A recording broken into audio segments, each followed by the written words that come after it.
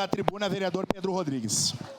Obrigado, senhor presidente, nobres colegas vereadores.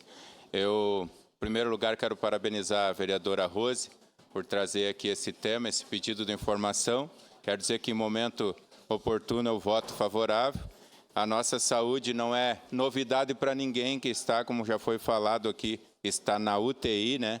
Nossa saúde pública em Caxias do Sul. E eu queria também dar os parabéns para a vereadora pela campanha Feminicídio Zero. Parabéns, vereadoras, me somo a essa campanha, somos apoiador. E eu trago aqui um caso... Obrigado.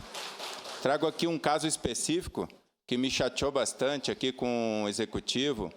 Foi a questão de uma situação que eu levei logo no início do mandato. A gente, como vereadores, os colegas, a maioria do pessoal que está aqui sabe, a gente é muito demandado nas questões que tem de saúde, de segurança, de educação, de tudo, né? E aí a gente chegou para mim uma situação de uma pessoa que precisava fazer um exame de acompanhamento a cada 4 meses, porque ela tirou um tumor da cabeça. E ela não tinha condições de pagar lá um exame particular, e é a cada 4 meses. Imagina que eu fui especialmente, pessoalmente, falar com o secretário da Saúde, meu conhecido amigo, vamos dizer assim, o Geraldo, né?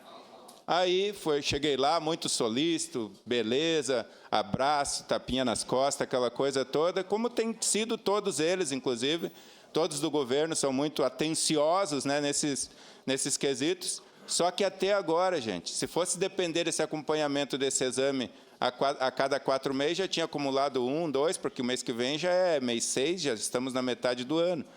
E essa pessoa já vinha esperando desde o ano passado. Não, infelizmente, não fomos atendidos. Eu estou citando um caso simples.